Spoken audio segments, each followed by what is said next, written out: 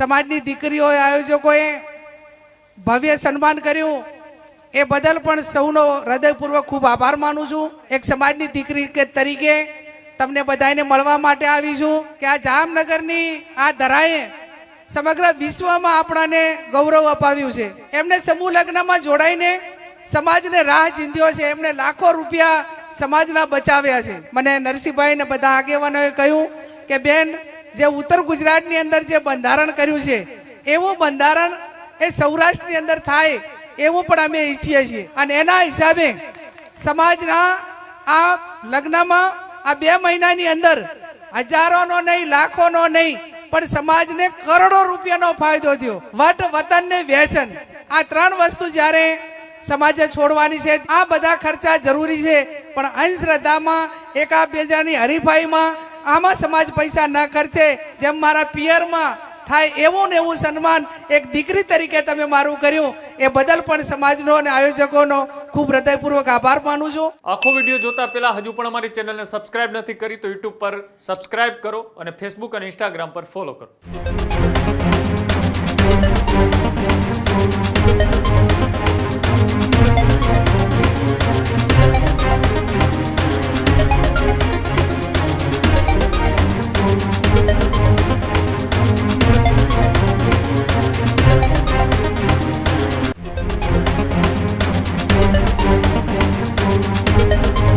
સમૂહ લગ્નનું એક આયોજન કરવામાં આવ્યું હતું। એ સમૂહ લગ્ન ચુવાળિયા કોળી સમાજના હતા। રાત્રિ સમયે સમૂહ લગ્નનું આયોજન હતું, જેમાં ગેનીબેન ઠાકોર હુંકાર કરતા જોવા મળ્યા। હાપા ખાતે ચુવાળિયા કોળી સમાજનો આ સમૂહ લગ્ન કાર્યક્રમ, જેમાં રાત્રિ સમૂહ લગ્નના આયોજનને ગેનીબેન ઠાકોરે વખાણ કર્યા છે। જામનગરની ધરતી પરથી ફરી બંધારણને લઈને ગેનીબેન ઠાકોરે વાત કરી। 5 મહિના પહેલા સૌએ સાથે મળીને એક બંધારણ આપણે ઘડ્યું હતું। મધ્યમ પરિવાર હોય કે કરોડપતિ પરિવાર, નિયમ બધા માટે એક જ છે તેવી વાત ગેનીબેને કરી। બંધારણ ઘડ્યા બાદ સમાજને કરોડો રૂપિયાનો ફાયદો થયો છે। પહેલા જમીન વેચીને આપણે દીકરા દીકરીઓના લગ્ન કરતા હતા। બંધારણ આવ્યું ત્યારથી એક પણ પરિવારે જમીન વેચીને પોતાના દીકરા દીકરીઓના લગ્ન નથી કરાવ્યા। ભગવાનમાં શ્રદ્ધા રાખો, પરંતુ અંધશ્રદ્ધા ક્યારેય ન રાખો, અંધશ્રદ્ધામાં ક્યારેય પણ વિશ્વાસ ન રાખો। મંદિરો પાછળ લાખો કરોડો ખર્ચવા કરતા દીકરા દીકરીઓના અને આપણા જ્ઞાતિના સમાજ માટે થઈને એક શિક્ષણ પાછળ આપણે કરોડો રૂપિયા ખર્ચીશું તો આપણા બાળકો આગળ ભણી ગણી અને સારી એવી પોસ્ટે જશે, તેવી વાત ગેનીબેન ઠાકોર જામનગરની ધરતી પરથી કહેતા જોવા મળ્યા। એટલે કે જે ભારતીય જનતા પાર્ટીનો ગઢ છે ત્યાં ગેનીબેન ઠાકોરે સમૂહ લગ્નના આયોજનમાં પહોંચ્યા હતા। ત્યાંથી તેમણે ત્યાંના સાંસદ પૂનમબેન માડમ છે તેઓને લઈને પણ તેમણે વાત કરી, સમાજના બંધારણને લઈને વાત કરી હતી। તો બીજી તરફ શ્રદ્ધા અને અંધશ્રદ્ધાની અંદર જે વચ્ચે કેટલી પાતળી ભેદ રેખા છે તેને લઈને પણ તેમણે વાત કરતા શું કહ્યું હતું, સાંભળીએ પહેલા એમને। આજે જામનગરની પવિત્ર ધરા ઉપર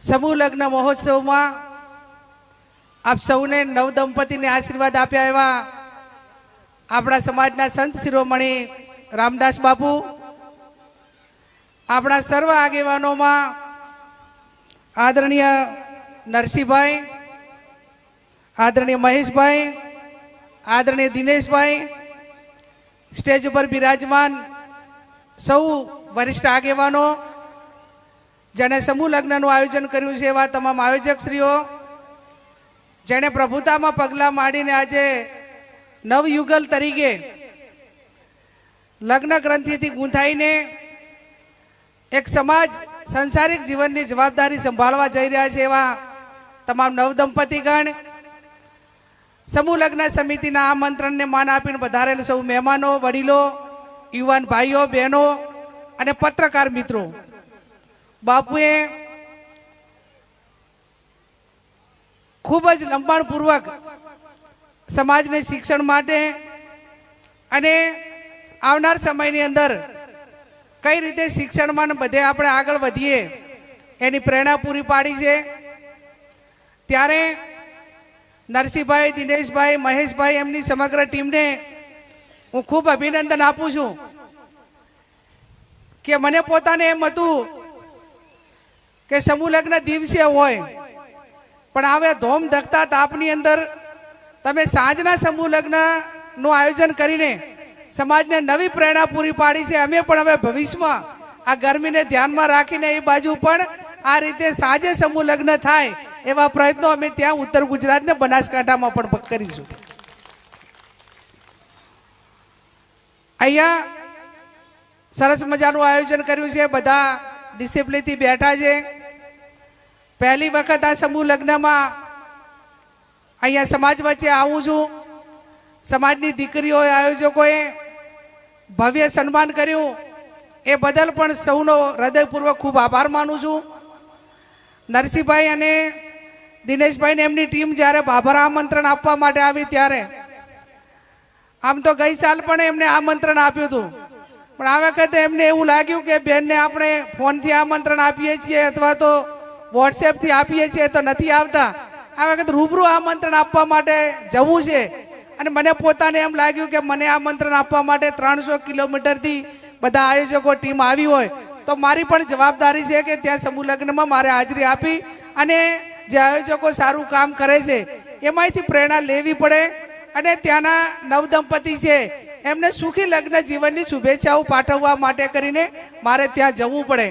એક સમાજની દીકરી તરીકે તમને બધાને મળવા માટે આવી છું અને નવદંપતિને સુખી લગ્નની શુભેચ્છાઓ પાઠવવા માટે કરીને ત્યાં છેક બાબરથી આટલે આવી છું. મને તમે એક દીકરી તરીકે આમંત્રણ આપ્યું, તમે મને સમાજની એક બેન તરીકે આમંત્રણ આપ્યું એ બદલ પણ તમારો ખૂબ હૃદયપૂર્વક આભાર માનું છું. સમગ્ર સમાજનો આભાર માનું છું. બાપુએ શિક્ષણ માટે, વ્યસન મુક્તિ માટે, ધંધા રોજગારમાં અને આ જામનગરની એ ધરા છે કે આ જામનગરની આ ધરાએ સમગ્ર વિશ્વમાં આપણાને ગૌરવ અપાવ્યું છે. ચાહે ઔદ્યોગિક ક્ષેત્ર હોય, ચાહે ક્રિકેટનું ક્ષેત્ર હોય, ચાહે બહેનો માટે કરીને જામનગરની બાંધણી હોય, આવું અનેક ક્ષેત્રે આ જામનગરની ધરાએ, જામનગરે આ જે આ ભૂમિ છે અને સૌરાષ્ટ્રની ભૂમિ એટલે શૂરવીરોની, સંતોની ભૂમિ અને દેવોની ભૂમિ જે ગણાય. આજે એ બાજુથી અમે દર્શન કરવા આવીએ ત્યારે ભગવાન કૃષ્ણના દર્શન કરીએ, મા ચામુંડાના દર્શન કરીએ, સોમનાથ મહાદેવના દર્શન કરીએ અને એના ઉર્જા થકી અનેક પ્રેરણાઓ આપણને હિન્દુ ધર્મની વાત હોય કે આપણી માનવ જાતની જે કંઈ આપણી પ્રવૃત્તિ માટે કરીને અનેક જે પ્રેરણા લેવાની છે એ આ સૌરાષ્ટ્રની ધરા ઉપરથી, અહીંની સંસ્કૃતિ ઉપરથી લેવાની સમગ્ર દેશને ને મને બધાને એની પ્રેરણા મળે છે. ત્યારે વિશેષ ના કહેતા એટલું કહું કે આ સમૂહ લગ્નનું બંધન,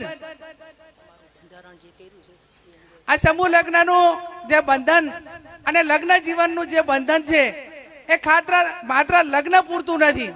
આવનાર સમયની અંદર આ નવદંપતિ એ એક જવાબદાર એક સંસાર જીવનની શરૂઆત કરવા જઈ રહ્યા છે અને એમને સમૂહ લગ્નમાં જોડાઈને સમાજને રાહ ચીંધ્યો છે. એમને લાખો રૂપિયા સમાજના બચાવ્યા છે અને મને બીજો પણ ખૂબ આનંદ એ બાબતનો થાય છે કે પૂરતી તમામ દીકરા દીકરીની જે ઉંમર છે એ લગ્ન માટે કરીને પૂરતી હોય એવું મને દેખાય છે.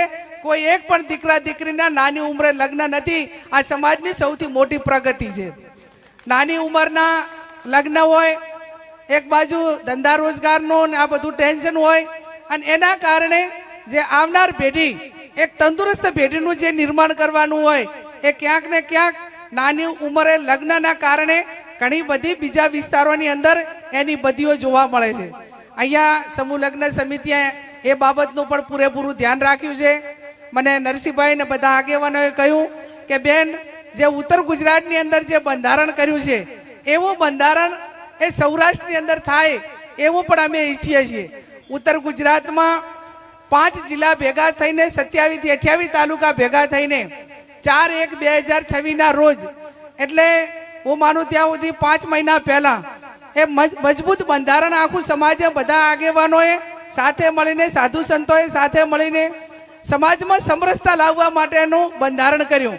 એમાં કરોડપતિ હોય કે સામાન્ય ગરીબ પરિવાર હોય તો એના દીકરા કે દીકરીના લગ્નમાં જેટલું કરોડપતિનામાં હોય એટલું ને એટલું ગરીબના ગરીબમાં હોય એટલું ને એટલું કરોડપતિ હોય તો પણ એના સમાજના બંધારણ પ્રમાણે જ એને લગ્ન કરવાના, એને જમણવાર રાખવાનો અને એને સમરસતા રાખીને ઊંચ નીચના ભેદભાવ મટાડવાનું કામ એ ઉત્તર ગુજરાતના 5 જિલ્લાઓએ કર્યું. અને એના હિસાબે સમાજના આ લગ્નમાં આ 2 મહિનાની અંદર હજારોનો નહીં, લાખોનો નહીં, પણ સમાજને કરોડો રૂપિયાનો ફાયદો થયો. આજે લગભગ મારો વિડીયો તમે બધા સાંભળતા હશો, પણ હમણાં 2 દિવસ પહેલા હું લગ્નમાં ત્યાં ગઈ અલગ અલગ, અને મને બધાએ ત્યાં વડીલોએ સમાચાર આપ્યા કે બેન આ સમાજનું આગેવાનોનું ભલું થાજો કે આ વખતે લગ્નમાં નથી સમાજે કોઈએ જમી ગીરવે મૂકી, નથી કોઈએ વેચી કે નથી કોઈએ એના ઉપર ઉપાડ લીધો. આ સમાચાર સમગ્ર વિસ્તારમાંથી જાણવા મળ્યા. નહીતર લગ્ન વખતે જમીન ગીરવે મૂકવી પડે, ત્યાં વેચવી પડે, અને અથવા તો ગીરવે મૂકેલી હોય તો એના ઉપર વધુ ઉપર પૈસાનો લેવો પડે. આ સ્થિતિ હતી. ત્યારે એ સ્થિતિમાંથી નીકળવાનું કામ એ ઉત્તર ગુજરાતે કર્યું છે. હું માનું ત્યાં અહીં તો પહેલેથી જ ખૂબ સારા અને ટૂંકા ખર્ચા થાય એવું આયોજન અહીં વર્ષોથી છે. પણ એને સમરસતા કઈ રીતે આવે? આજે ઘરે લગ્ન કરો એટલે એક મંડપ બાંધે તો એનાથી બીજો ચડિયાતો બાંધે, એક લગ્ન કરે એનો જમણવાર રાખે તો એનાથી બીજો એનાથી એ ચડિયાતો રાખે. એટલે જે હરીફાઈનો વધારો, વટ, વતન ને વ્યસન, આ 3 વસ્તુ જ્યારે સમાજે છોડવાની છે ત્યારે વટ હોય, વતન હોય ને વ્યસન હોય, આ 3 પ્રકારનું છોડી દઈએ તો એ પરિવાર ને સમાજ એ ખૂબ આગળ વધતો હોય છે. ત્યારે બાપુએ બીજી પણ ટકોર કરી કે અંધશ્રદ્ધામાંથી બહાર નીકળો. હું ભગવાન કૃષ્ણને માનું છું, અત્યારે પણ દર્શન કરીને આવી છું, પણ ક્યાંક ને ક્યાંક આજે જે ટેકનોલોજીનું આટલું માધ્યમ હોય અને જે આપણા જે ખોરાકો છે એના કારણે ક્યાંક ને ક્યાંક જે આપણા મેડિકલ એટલે કે જે આપણું શરીર જે કહેવાય એમાં ક્યાંક ને ક્યાંક બીમારીઓ આવી જતી હોય છે. અને બીમારીઓનો ઈલાજ એ ડોક્ટર કરી શકે. તમે શ્રદ્ધા જેના ઉપર રાખતા હોય રાખો, એને દીવો કરો, અગરબત્તી કરો, પણ સમયાંતરે કોઈ પણ નાના મોટી પ્રકારની બીમારી હોય તો એને પૂરેપૂરી દવા કરાવીને ડોક્ટરની સલાહ પ્રમાણે કરવું એ પણ ખૂબ જરૂરી છે. મંદિરો ઘણા બધા બનાવ્યા, એની અંદર આપણે પૂજાપાઠ કરીએ બરોબર છે, પણ એટલા લાખો કરોડો રૂપિયા મંદિરો પાછળ ન ખર્ચીને શિક્ષણમાં પૈસા, ધંધા રોજગારમાં પૈસા, દીકરા દીકરીને ક્યાંક બારે ભણવા માટે મૂકવા હોય તો એના માટેનો ખર્ચો, આ બધા ખર્ચા જરૂરી છે. પણ અંધશ્રદ્ધામાં એકાબીજાની હરીફાઈમાં આમાં સમાજ પૈસા ન ખર્ચે એવી પણ હું તમારા બધાને વિનંતી કરું છું. તમારી પાસે બધા પાસે અપેક્ષા રાખું છું. અહીંયા મહેમાનો પણ આપણી વચ્ચે છે, ત્યારે વિશેષ ન કહેતા અહીંના સંસદ સભ્ય મેડમ પૂનમબેન માડમ પણ અહીંયા સમૂહ લગ્નની અંદર વધારવાના હતા, પણ કદાચ ગાંધીનગર એ કંઈક કામના કારણે આવી શક્યા નથી. અને એમને પણ આ સુખી લગ્ન જીવન માટેની શુભેચ્છાઓ મેં બપોરે એમને ફોન કર્યો હતો કે હું સમૂહ લગ્નમાં ત્યાં જવાની છું અને આપ પણ પધારવાના છો કે નહીં. એટલે એ ગાંધીનગર એમના કામ માટે ગયેલા છે, પણ એમને પણ તમામ નવદંપતીને સુખી લગ્ન જીવનની શુભેચ્છાઓ પાઠવી છે.